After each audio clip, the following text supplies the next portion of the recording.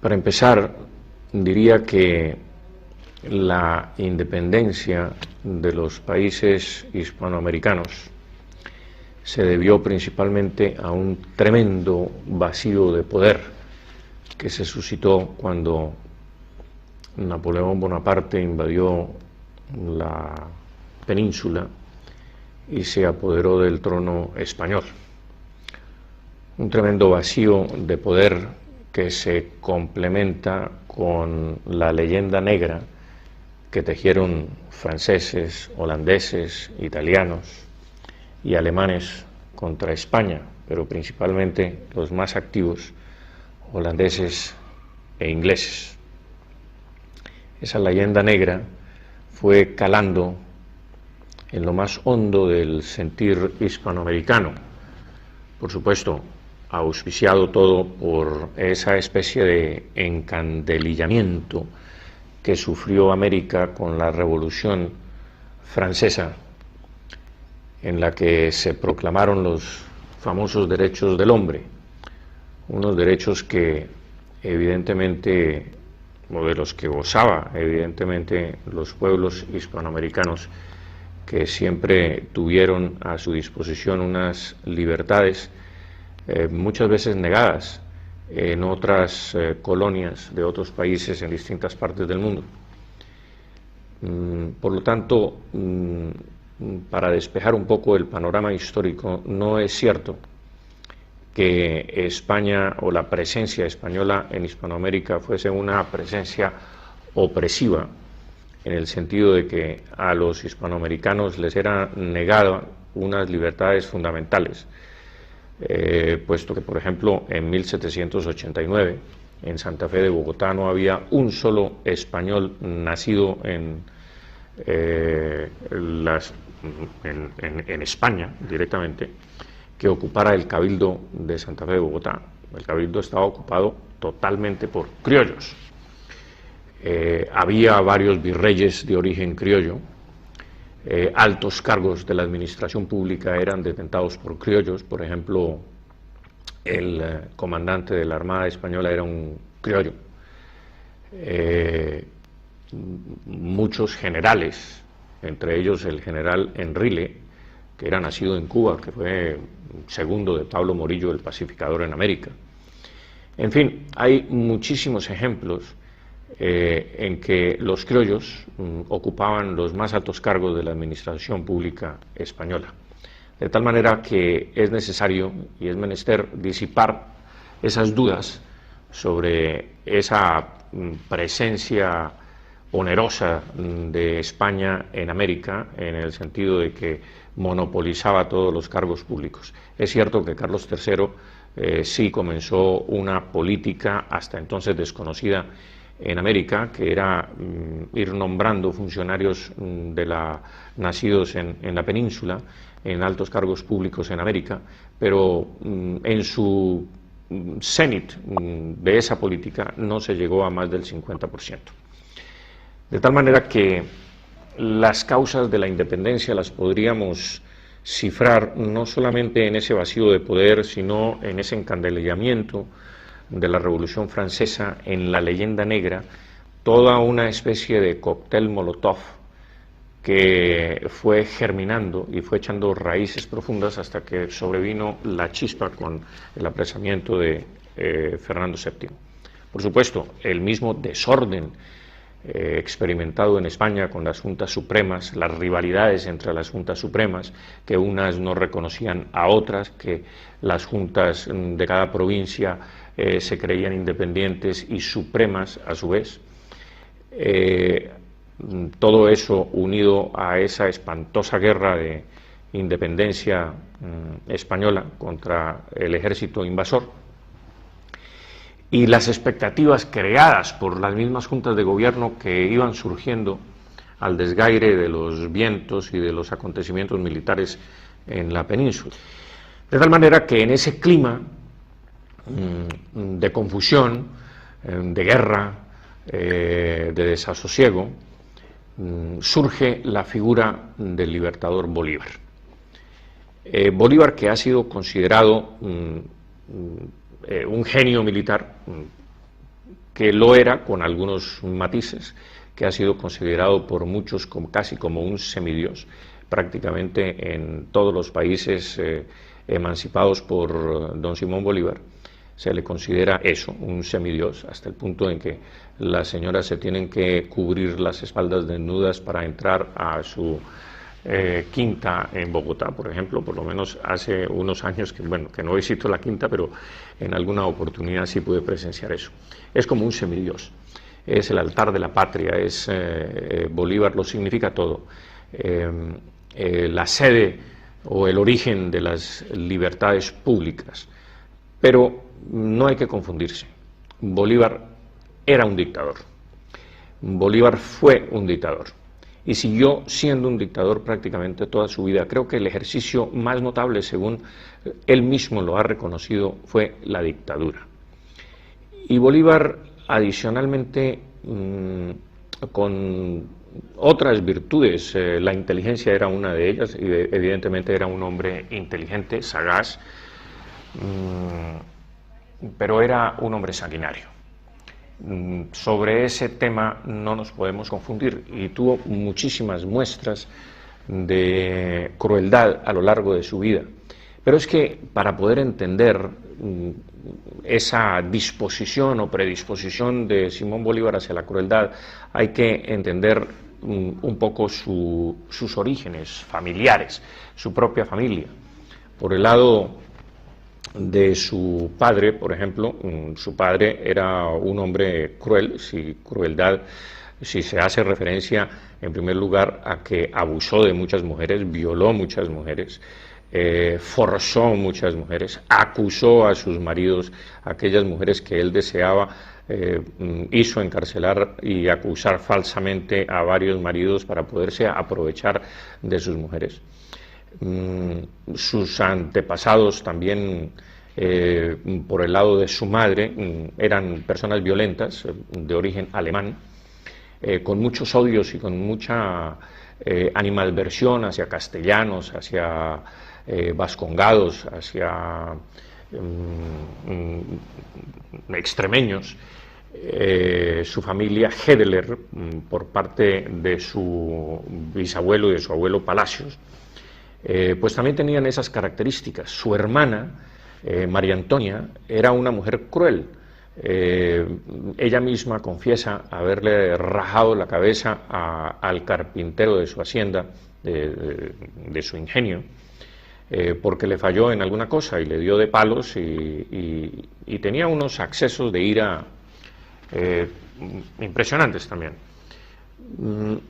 María Antonia y Bolívar tenían unas características, digamos, negroides, a diferencia de sus otros dos hermanos, Juan Vicente y su otra hermana, que eran rubietes, por el lado pues alemán, pero ellos tenían unas características negroides, y tal vez eso influyó muchísimo en el ánimo y en la disposición de Bolívar contra los españoles. Y voy a explicarme por qué. Es que su abuelo paterno compró, invirtió un dinero, unos 20.000 o 23.000 ducados, para comprar uno de los dos títulos nobiliarios que fueron entregados al convento de Montserrat para ayudar a financiar ese convento. Pero el título no lo pudieron obtener, y ese título lo estuvieron peleando, el título nobiliario lo estuvieron peleando durante casi un siglo, y no lo pudieron obtener precisamente porque no podían demostrar la pureza de sangre. Por otro lado, su tío, hermano de su madre, también ambicionaba a que la familia Palacios tuviera otro título nobiliario, y tampoco nunca lo consiguieron. Parece que su bisabuelo tuvo algún lance amoroso con una negra, y de esa unión nació una niña que se llamaba María Josefa Marín, y María Josefa Marín es la bisabuela del Libertador, negroide, y heredó la fortuna que le dejó su padre. Pero aún con toda esa fortuna, pues no pudieron obtener el título nobiliario porque justamente en los documentos que ingresaron a la corte y que pelearon en Madrid, pues dejaban por fuera esa ascendencia negroide y sencillamente los abogados pues no entendían por qué faltaba una persona en ese árbol genealógico. Y es que ellos, por supuesto, como pertenecían a la nobleza caraqueña y eran gente pues muy estimada y de mucho dinero, pues se avergonzaban de los orígenes de su bisabuelo.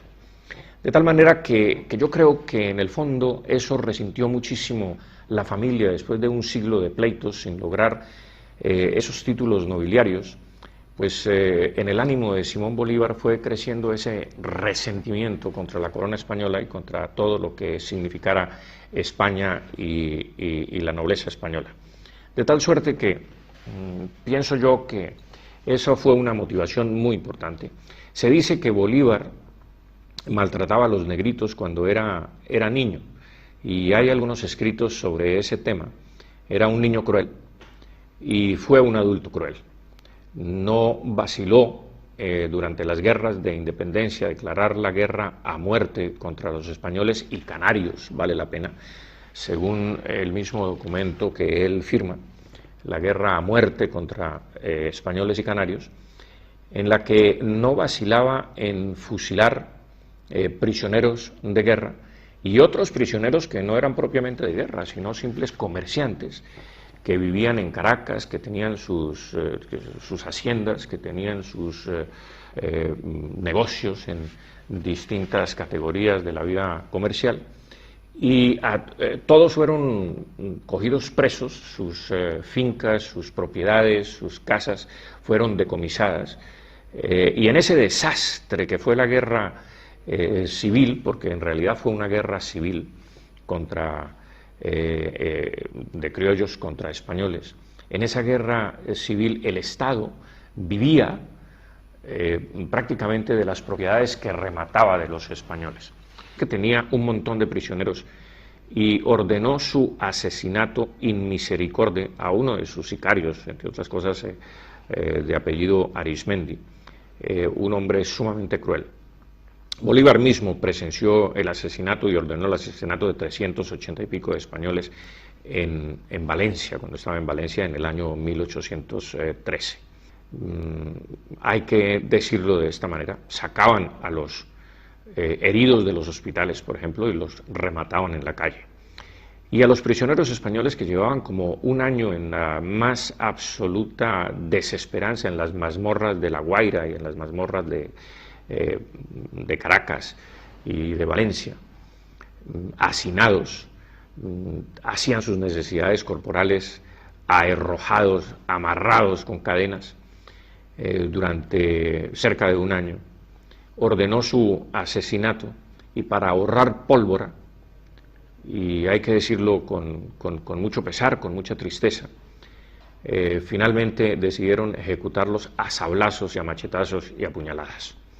Los ancianos eran llevados sentados, amarrados en unas sillas, y les descargaban los sablazos en la cabeza y en los miembros.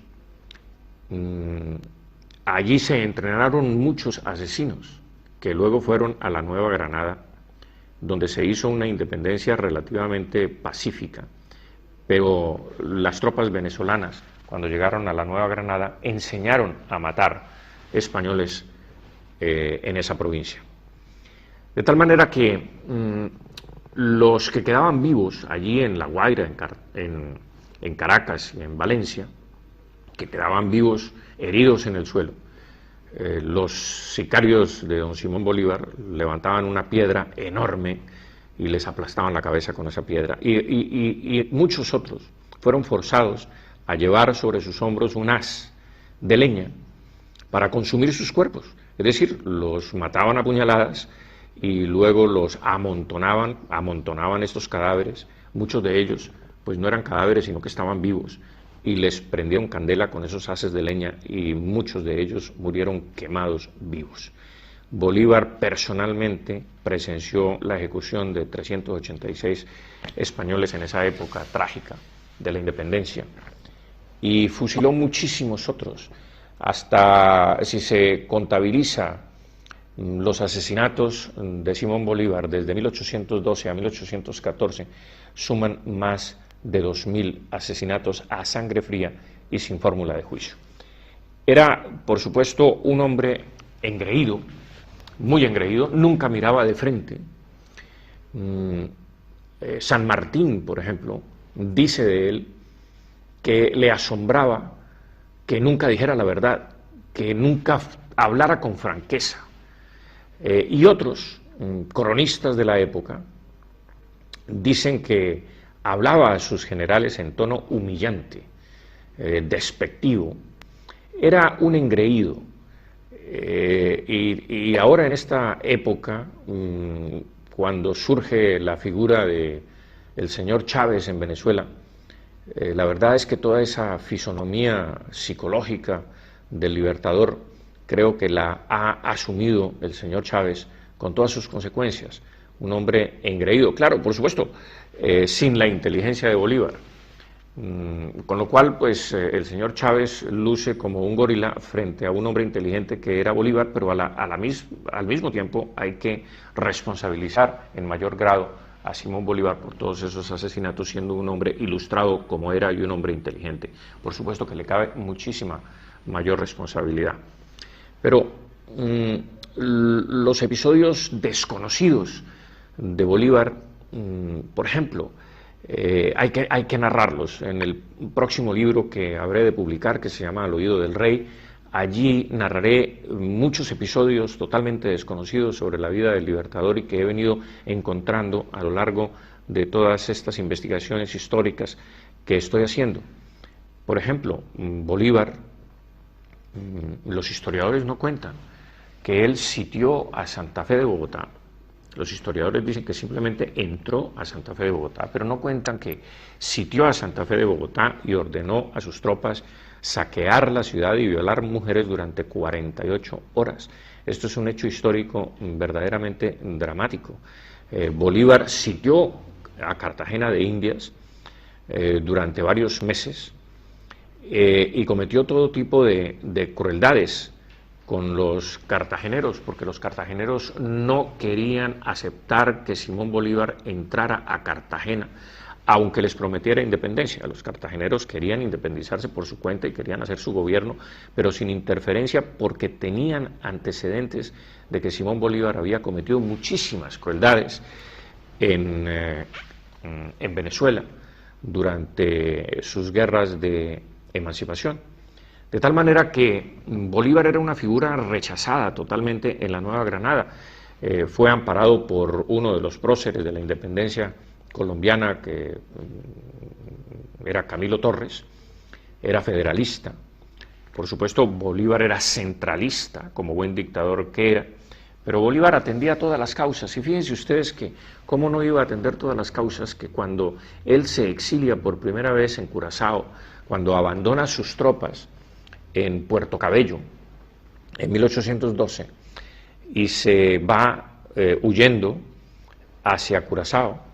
En Curazao escribe una carta a un amigo suyo diciéndole y confesándole que quiere enlistarse en los ejércitos de Wellington para venir a liberar a España de los ejércitos napoleónicos. Eso nos da un poco la semblanza de que Bolívar quería libertar cualquier cosa. Es decir, él quería ser protagonista de alguna libertad, de cualquier libertad que fuese, porque ¿cómo podía él venir a libertar a España cuando quería en realidad libertar la América de los españoles? Es una contradicción, evidentemente. Luego, eso nos tiene que aterrizar sobre esa realidad psicológica de don Simón Bolívar, y es que él quería ser el centro de todas las libertades, la que fuera. Quería ser protagonista de la historia, quería ser el hombre providencial que la América necesitaba. Y cuando comprendió que era mucho más fácil libertar a la América de los españoles que a España de los franceses, pues se quedó libertando la América. Y de esa manera, logró lo que él esperaba lograr con sus amigos y con toda la clase dirigente criolla, que era la que en realidad quería la libertad. Porque los indios y la clase media y los no tan indios se sentían muy complacidos con la administración española, porque, vale la pena decirlo, España llevó la cultura y el progreso a la América. De eso no cabe ninguna duda. La América era muchísimo más próspera, la América española, muchísimo más próspera que cualquier país europeo. Hay comparaciones muy interesantes en que muestran que efectivamente la gente tenía que trabajar mucho menos en América para ganarse el pan que en Europa, y vivían en condiciones mucho mejores que en Europa. Había alcantarillado, había salud, había cultura y mucha riqueza, por supuesto. De tal manera que es la clase criolla la que despierta en sí misma esas ambiciones de caer sobre estas riquezas que fomentó España en el Nuevo Mundo, de apoderarse de ellas a guisa de una libertad idílica, una libertad que en realidad pocos países han gozado de ella, porque después de que los españoles salieron de la América, pues se aposentó la tragedia en ese continente. No ha habido sino dictadores, revoluciones, guerras civiles en cada país, prácticamente sin descanso. No ha habido un minuto de paz desde que España decidió renunciar a sus provincias de ultramar. De tal suerte que lo que los criollos planteaban era una libertad, pero para ellos.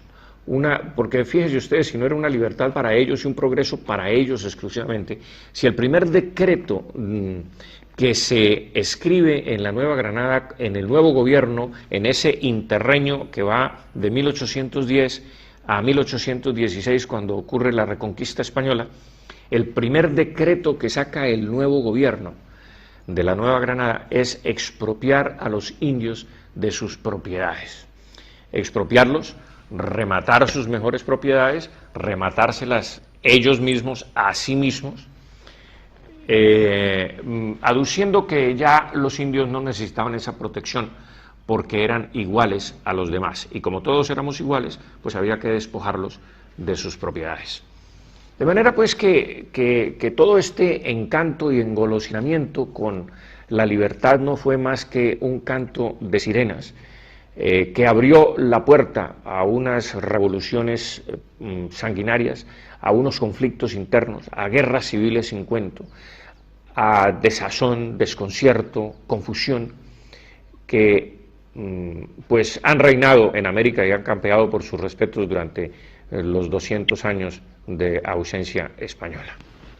Ahora bien, ¿qué lecciones nos dejan estas guerras de emancipación? Primero, que fueron guerras civiles, que fueron guerras fratricidas, guerras entre hermanos, porque, dicho sea de paso, si los criollos hubiesen sido consecuentes con echar a los españoles de América por conquistadores y por usurpadores de las tierras americanas, yo creo que esa consecuencia tendría que haber sido echarse ellos mismos también, porque los criollos no eran más que hijos de blancos o nietos de blancos españoles, que tampoco deberían haber estado en esas tierras, deberían haber salido junto con los españoles y dejarle otra vez eso a los indios, pero no, resulta que inconsecuentemente echaron a sus padres y a sus abuelos de las Américas y se quedaron en posesión de unas tierras que tampoco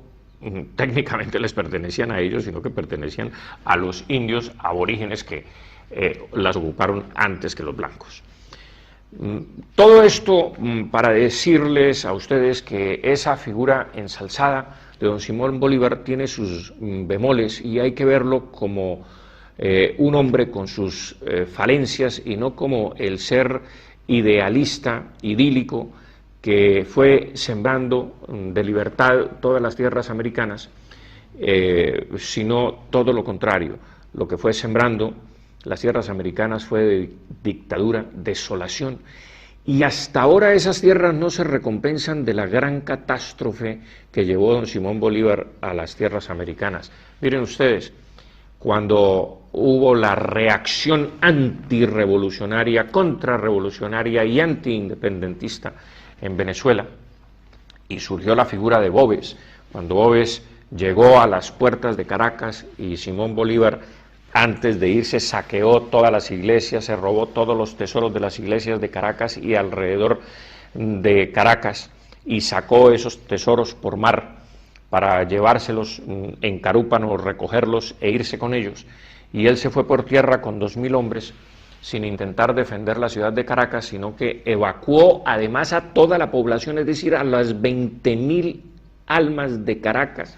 Las llevó por pantanos, por cordilleras, por planicies, por desolaciones, con hambre, sin pertrechos, sin alimentos, sin comida, y 20.000 personas fueron quedando muertas a lo largo del camino hasta llegar a Barcelona, Venezuela, y hasta llegar a Carúpano, donde muchos de ellos lograron embarcarse en distintas embarcaciones, pagar con lo que podían, irse a las islas del Caribe, venirse a España como refugiados. Es decir, lo que hubo fue una verdadera catástrofe humanitaria en Venezuela y en la Nueva Granada. La clase empresarial, la clase que creaba riqueza en esos países, abandonó esos países y se vino a Canarias, se fue a Cuba y se vino a España. Y desde entonces la América, que perdió esa riqueza, no la ha podido recuperar, porque en 200 años es difícil, después de causar una catástrofe humanitaria, dejar desolados los países, sin alimento, las haciendas arrasadas, sin carne, desolación total, sin ganado, sin industria, habiendo arrasado la América como se arrasó con las guerras de independencia, pues hasta ahora no se ha podido recuperar ese capital humano, entre otras cosas por la misma incertidumbre, los mismos enfrentamientos, la inestabilidad de los gobiernos que nunca alcanzaron verdadera paz, sino contienda durante estos 200 años. De tal manera que yo creo que han sido 200 años hasta cierto punto perdidos en aras de una libertad muchas veces idílica, muchas veces quijotesca, muchas veces como una cortina de humo para amparar otros deseos personalistas y otras ambiciones personalistas. Creo que ha sido un tiempo perdido estos 200 años, cuando nosotros, unidos todos, habríamos podido formar una gran mancomunidad hispánica con un peso específico político en el mundo, con un territorio inmenso y con unas posibilidades enormes de desarrollo, sin esta tragedia que estamos viviendo, que es la tragedia de Chávez y sus secuaces, que es la tragedia de Ortega y sus secuaces, que es la tragedia de todos estos mesías que han surgido en la América prometiendo bienestar, cuando lo único que han conseguido es hambre, desolación y guerra.